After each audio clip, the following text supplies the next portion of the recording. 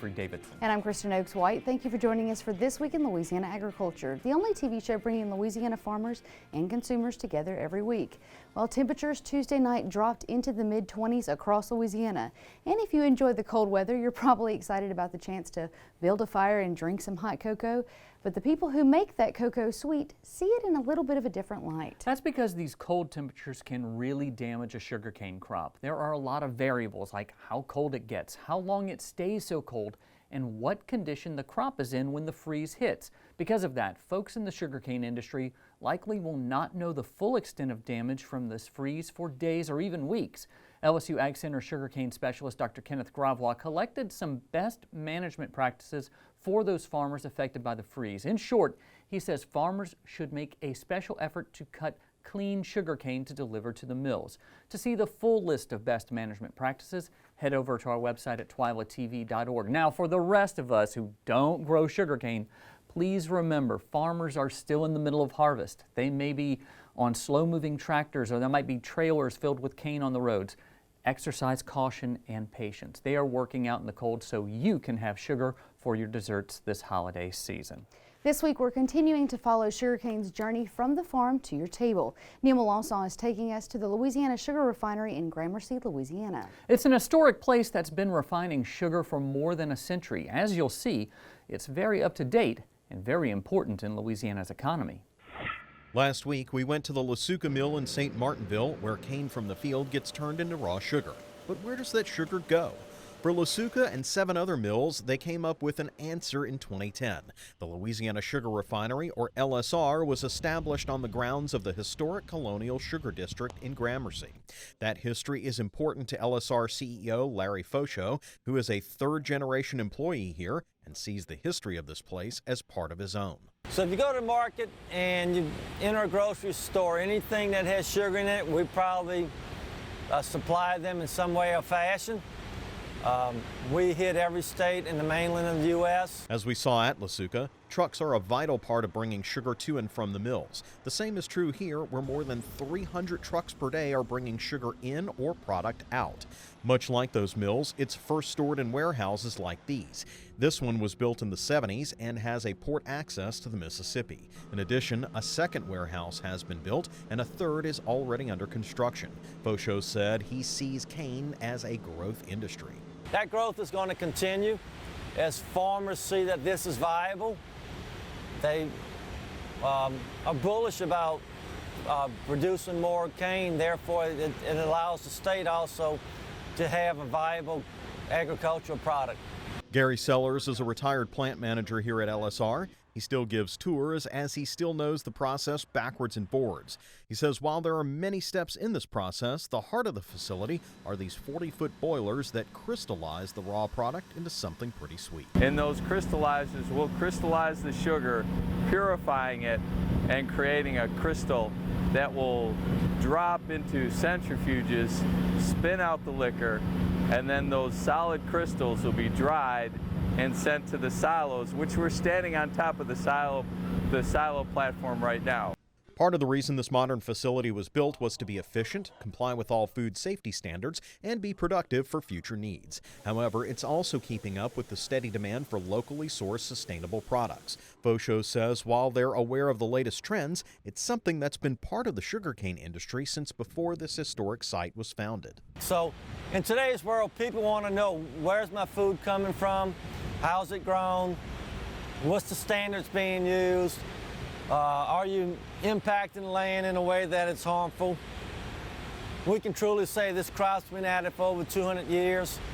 We're looking at the next 200 years of being able to do it in the same places. And we've been certified showing that we truly are a sustainable crop.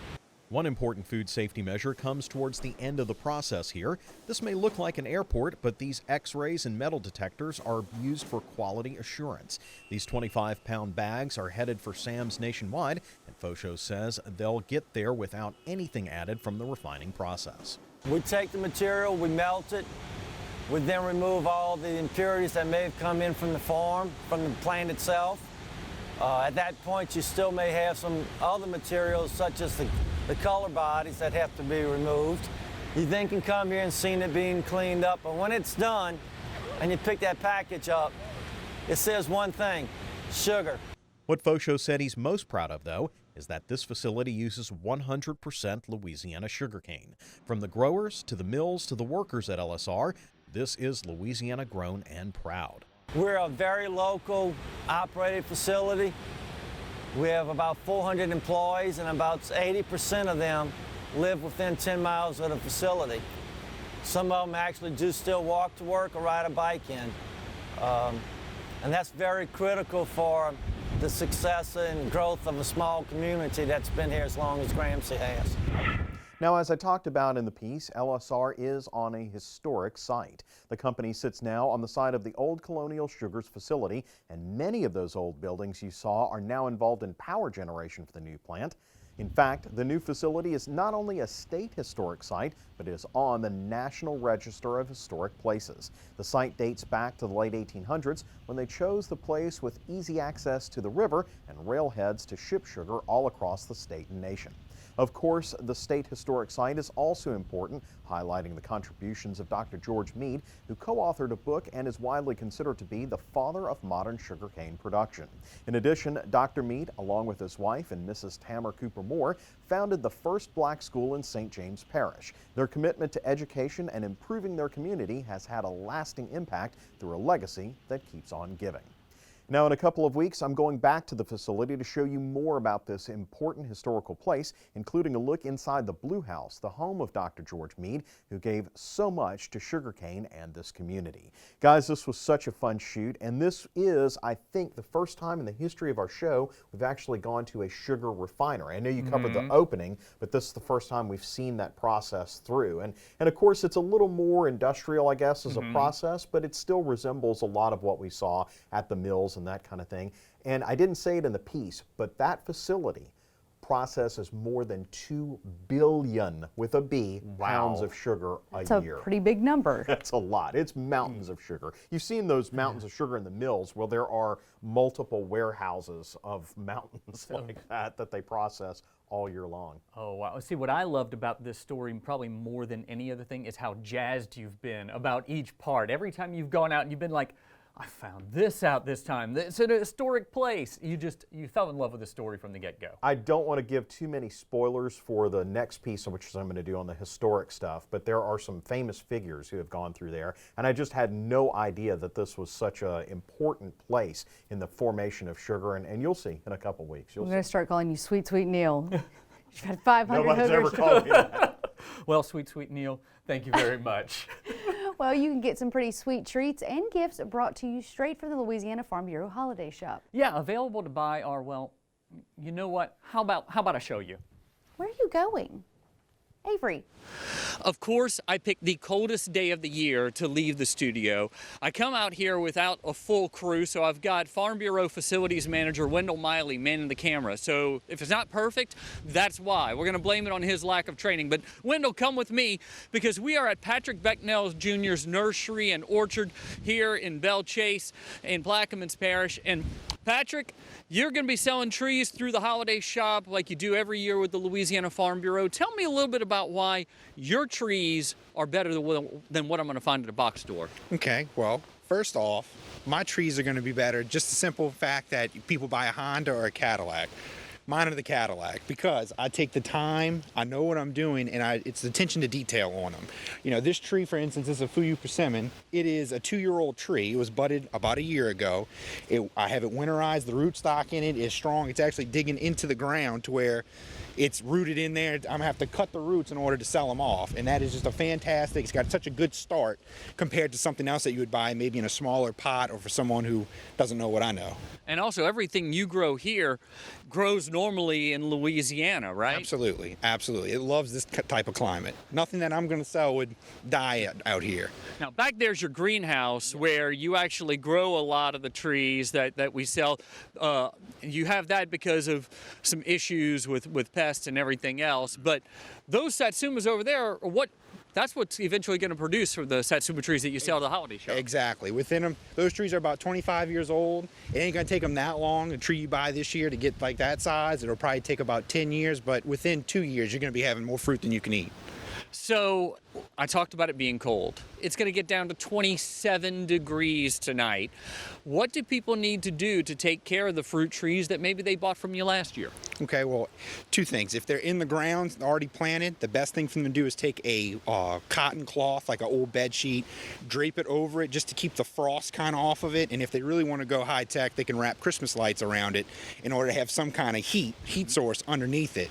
If it's planted in a pot, most people will plant them like on their patio in their backyard, just roll it inside or underneath some kind of covering where it's not going to take the full brunt of the cold. Now, the care when someone first gets one of these, do they need to do anything special, wait a certain amount of time before they plant any of the trees they buy from you? I would wait until the threat of cold's over. Most of the time it's around mid-March, but we seem to have some late frost this time of year. I mean, these years past. So I would wait until at least March, February. Go ahead and into February, early March to plant them. Once you put them in the ground, it's already got a time-release fertilizer, so it should be good until maybe June. You might want to hit it with like triple 13 or something light, something balanced then.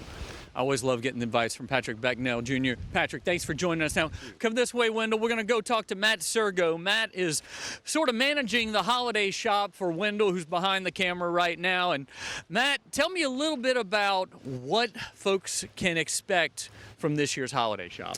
So from this year's holiday shop, we're gonna have we're not gonna have any fresh citrus this year, as Patrick explained earlier. We will have the ability to have fresh trees to grow your own. We'll have satsumas, Meyer lemon, fuyu persimmons. The whole list is on our website. We'll also have fresh peanut products, which will be supplied from Florida Farm Bureau, and then of course we also have our pecan products from H.J. Bergeron and Point Capit Pecan. So we'll be looking forward to both of those to come around. So which one is your favorite? Because I've seen you sample a little bit of everything. I know you don't eat the trees. I've seen you sample everything but the trees, but which one's your favorite? If I had to pick one, my favorite is probably the hot and spicy roasted pecans. Those are the best ones I've had. So how does someone go about getting their order in? What do they need to do? So there's a couple ways. You can contact your local parish office, or you can place an order online with lafarmbureau.org/holiday shop. Both of those will be sent to your local parish farm bureau, where you'll then pick up your order. All right, so it's brought to you, at least your parish farm bureau, which means you don't have to come out here and brave the cold. So I'm going back to the studio. Whew, it's a lot warmer in here in the studio. How did you change so quickly? Huh? I had this under my jacket the whole time. Sure you did. If you'd like to learn more about the Louisiana Farm Bureau Holiday Shop, visit our website at twilatv.org. We'll have a link there. But going out to Patrick Becknell Jr.'s farm, really, really neat place. It's a neat place, and I'm guessing that y'all sampled a little bit of the trees or checked them out? We had to make sure that those trees produce good fruit. We were just doing our due diligence to make sure Louisiana Farm Bureau members will have sweet fruit in their backyards once their satsuma trees begin producing. I hope you wrapped them up pretty tight last night. Well, I brought them in. Ah, gotcha. Well, sweet potatoes are a staple of holiday meals. They're probably already making their way to your table, and I know that's true for my house year-round. Especially the sweet potato fries, right? Farmers in Louisiana are making sure there is a good supply of this sweet treat for you. As Twila's Craig Gautreaux shows us, farmers are producing a decent crop despite challenging growing and harvest conditions this year. Sweet potato farmers are putting the finishing touches on this year's harvest. The harvest season started out very dry, which can cause the mechanical harvesters to damage the skins of the potatoes. Growers were having to water fields so they could actually dig fields. I mean, it was extremely dry. They were still dealt with dry, dusty conditions. Now at the end of the season, the pendulum has swung as growers are dealing with wet fields, presenting a different set of issues. It makes the fields boggy. It's hard to separate the potatoes from the mud and all that. Plus, it's harder on the equipment as well. There are two markets for Louisiana sweet potatoes. The fresh market is geared toward consumers and is a key ingredient in holiday dishes. The other market is for processing, where many of the potatoes are turned into sweet potato fries. The processing plant wants the potatoes a little larger, so they have less loss when they slice and dice and peel the potato. So they want larger potatoes. Yields are typical for the state of Louisiana, with growers averaging around 450 bushels per acre. Probably going to be looking at the 4 to 450, I think, because we've had some fields that yielded way up in the 700 and 800s, but we've had some that's yielded down in the 3s. So hopefully we'll stay around the state's average this year. Sistrunk said acreage for sweet potatoes remained virtually the same as last year, which was encouraging after seeing the 2018 crop reduced by 20%. With the LSU Ag Center, this is Craig Gautreaux reporting. Now this year, Louisiana has approximately 7,800 acres of sweet potatoes. That's much lower than in the past. In 2000, Louisiana had more than 27,000 acres of sweet potatoes in production. The Greater Baton Rouge Food Bank will soon have a new source of fresh produce. It's coming from a company that already supplies produce to supermarkets and restaurants across Louisiana, but in this case, the source is a little more personal. This is the Vince Faraci Community Garden. It's right next to Capital City Produce in Baton Rouge. At this ribbon cutting, Capital City Produce owner and Vince's son, Paul Faraci, spoke about how much his father loved the Greater Baton Rouge Food Bank. Faraci says this garden is the product of a partnership between his company, the food bank, and the Southern and LSU Ag Centers. Volunteers will plant the garden, maintain it, and harvest the fruits and vegetables. For Paul Faraci, this is personal. My father was always very involved with the food bank, and he just passed away a little over a year ago. But the food bank was always a passion of his when it comes to the things he's doing for the community. What's really exciting about this one is he was always concerned about them having enough fresh fruits and vegetables. So this is going to give them the best access to the freshest fruit and vegetables. Everything we get here and harvest here on the farm is going to go back to the Baton Rouge Food Bank and be distributed out into our community. We're going to do more on this garden once everything is growing. Actually, Kristen will probably do more on the garden. To learn more about Capital City Produce or to give to the Greater Baton Rouge Food Bank because they need donations now, visit our website at twilatv.org. Still to come on Twila, it may be a little cold, but we're going out to the Gulf Coast to create some marsh. But first, what do LSU football, duck hunting, and cotton all have in common? Well, we talk about them all on our latest episode of Louisiana Farm Life. Stay with us.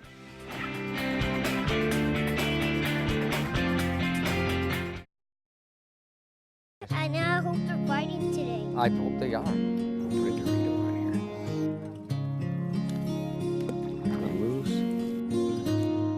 I got a fish! I got a fish! Find your place in the country and the lender who can get you there. Find Louisiana Land Bank. Financing for country homes, recreational property, farms and ranches, and agribusiness. Before you sweeten your morning joe, before the icing on the cake, before the sugar hits the shelf, it begins with a family of sugarcane farmers dedicated to growing Louisiana for more than 220 years. The Sugarcane Growers of Louisiana, making life sweeter, naturally. Sugarcane, sweet sugarcane.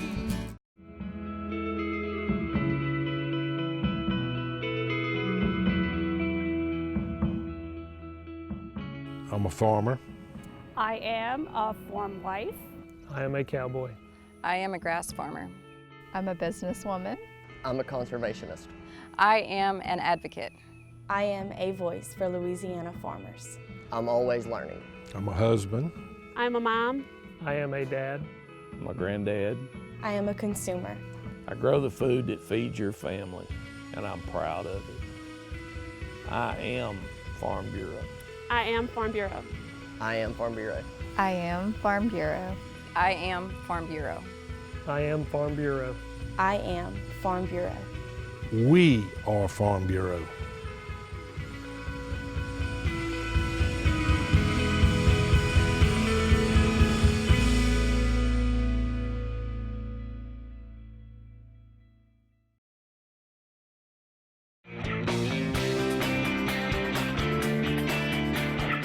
We have another new Louisiana Farm Life podcast out for you to enjoy. This one was conveniently released the day before the LSU Tigers defeated the Alabama Crimson Tide, and you might wonder why that matters. Well, it matters because the guest on this week's show is Matt Branch, who once played for the Tigers. He was on the last LSU team to beat Alabama, and he says that experience on the football field is what has helped him overcome losing his leg in a hunting accident less than a year ago.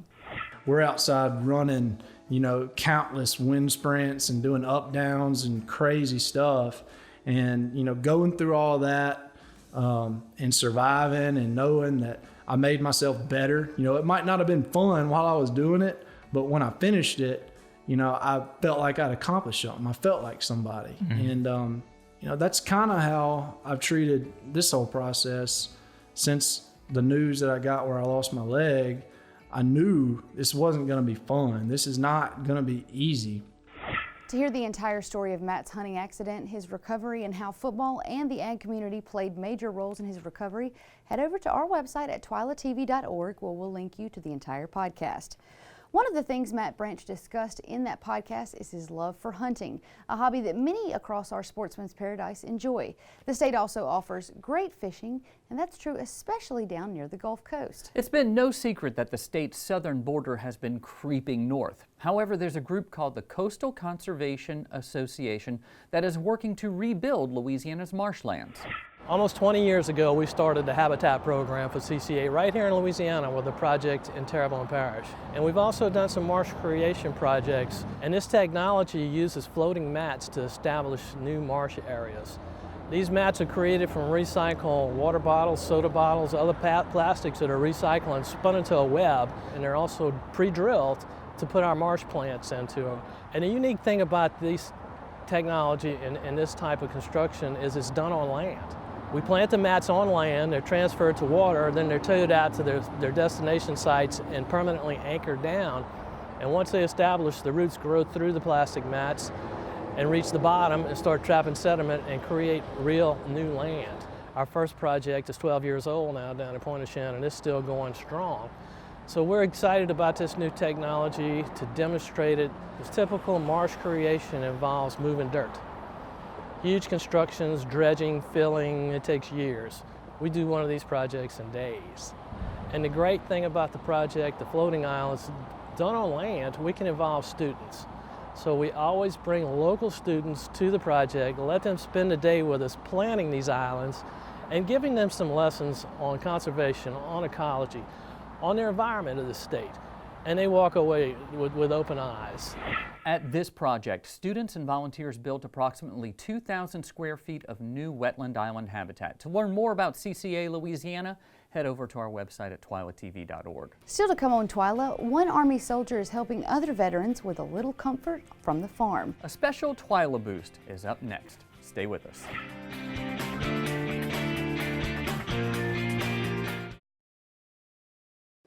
Landowners are minding the Louisiana forest for our grandchildren. A place for wildlife, recreation, lumber for homes. It's the right thing to do. Forestry, covering half our state, all of our hearts. Louisiana oysters, salty, sweet, and delicious. But have you ever thought about what happens to all those oyster shells? Most of them end up in trash cans and landfills.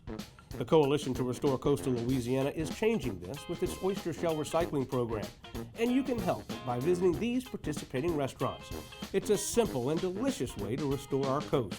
The shells will then be used to sustain and rebuild oyster reefs. Remember, once you shuck them, don't just chuck them.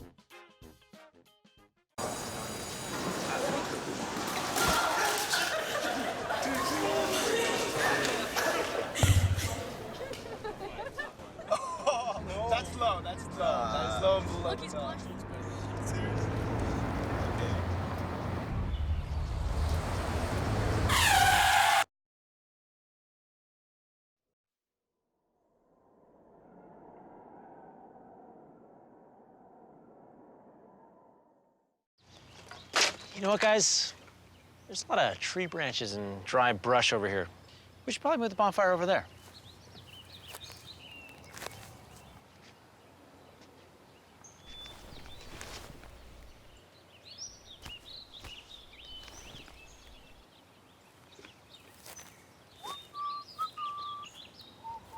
I'm guessing Smokey liked that idea.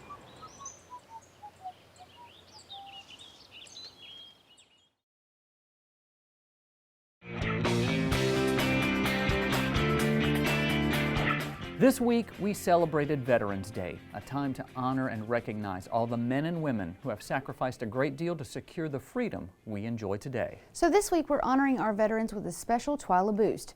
Retired U.S. Army Ranger John Jackson served 6 combat tours in Iraq and Afghanistan. When he returned home, Jackson desperately searched for ways to cope with his post-traumatic stress disorder. Through agriculture, he found hope and comfort on the farm. Overseas, when we're at war, we have to be emotionless. You can't have any emotion. Sure, we cry and we share a moment.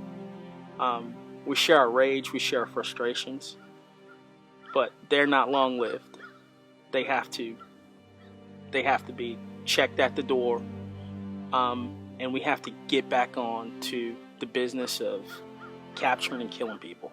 Unfortunately, the more people you lose, the better you become at doing that. And the better you become at doing that, the more you feel yourself drift away from who you used to be. When you come back home, that's when we have the problems. I still have problems with connecting. I still feel withdrawn at times. Those are issues that my wife and I and our family are working together. But the amazing thing is that this farm has somehow is starting to build a bridge between my family, or myself, back to my family, by me taking care of the hogs, taking care of the animals, taking care of, this farm. There's a part of me now that cares again. I decided that if I'm going to take care of myself, I need to create a space. Absent from the VA, absent from the bureaucracy and red tape of DC, and create a space that's going to take care of veterans like me. And that's why I came up with this whole concept of my nonprofit, Stag Vets, which created the first acute warrior transition center, Comfort Farms, where we are today. And Comfort Farms is solely for veterans as a crisis intervention place that uses agriculture as a way to condition vets back to their new normal. I had to tie in a service component to it because veterans want to serve. We serve once, we want to serve again. And there's no greater way to serve our community than serving through our food system. To learn more about Jackson's Comfort Farm, visit our website at twilatv.org. That does it for this edition of Twila. Be sure to join us next week when we'll bring you a tasty episode to get you ready for Thanksgiving. Until then, you can watch all of our stories online at twilatv.org, and be sure to like us on Facebook, follow us on Twitter and Instagram. You can also find all of these videos and more on our YouTube page, so be sure to subscribe to us there as well. Turn on the notifications. For all of us here at Twila, thank you for joining us. We hope to see you again right here next week.